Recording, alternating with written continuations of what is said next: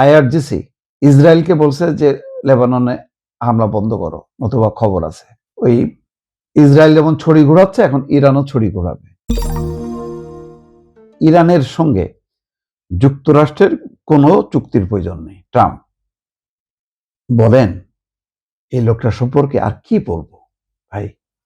এই চুক্তি করতে যে সে মুখে ফেনা তুললো, দৌড়ায় চলে গেল হচ্ছে চীনে, যে চুক্তি করতে হবে, চুক্তি না করলে ধ্বংস করে দেবে। আর এখন বলতেছে প্রয়োজনই নেই। তাহলে প্রয়োজনটা কি? তাহলে কোন প্রয়োজনে এতদিন এই তাহলে যুদ্ধ বিরতি হলো কি কারণে? চুক্তির জন্যই তো। এখন বলতেছে চুক্তির প্রয়োজন নেই। ওই যে বলতেছি, ইরান থেকে সমৃদ্ধ ইউরেনিয়াম পেতে দেশটির সঙ্গে কোনো চুক্তির প্রয়োজন যুক্তরাষ্ট্রে নেই বলে মন্তব্য করেছেন মার্কিন প্রেসিডেন্ট ডোনাল্ড ট্রাম্প। বৃহস্পতিবার হোয়াইট হাউসে ওভাল অফিসে সাংবাদিকদের সঙ্গে আলাপকালে তিনি এই মন্তব্য করেন। তিনি বুঝে গেছেন যে ইউরেনিয়াম দেবে না, এটা দিলে সে বড়জোর রাশিয়াকে দিতে পারে। ট্রাম্প বলছেন, আমরা এখনই এটি পেয়ে যেতে পারি, মানে ইউরেনিয়াম।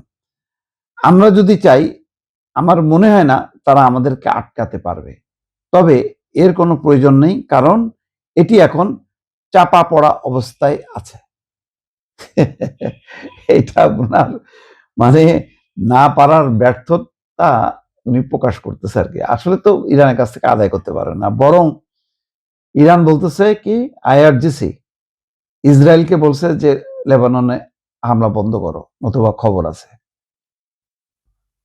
ওই ইসরায়েল যেমন ছড়ি ঘোরাচ্ছে, এখন ইরানও ছড়ি ঘোরাবে। অত সোজা না। মার্কিন প্রেসিডেন্ট জানান, ইরানের সর্বোচ্চ নেতা মুস্তাফা আলী খামেনির সঙ্গে বৈঠক করার কোনো ইচ্ছা তার নেই।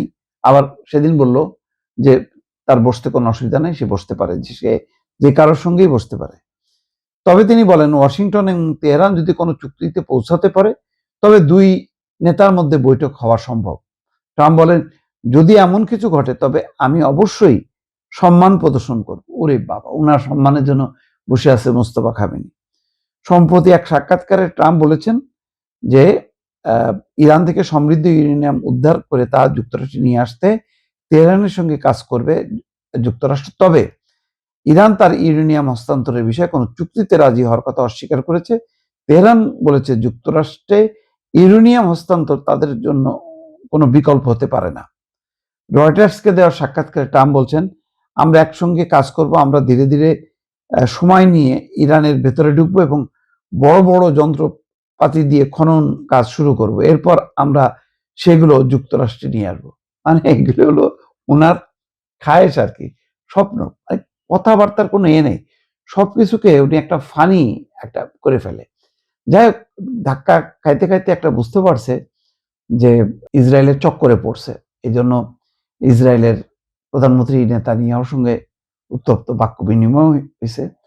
কম খেসারত দিতে হয়নি। আমার ধারণা আস্তে আস্তে রিপাবলিকানের মধ্যেই ঝামেলা হবে, আমেরিকান জনগণও প্রত্যাখ্যান করবে। মানে ট্রাম্পের পতন আমার ধারণা এখন সময়ের ব্যাপার।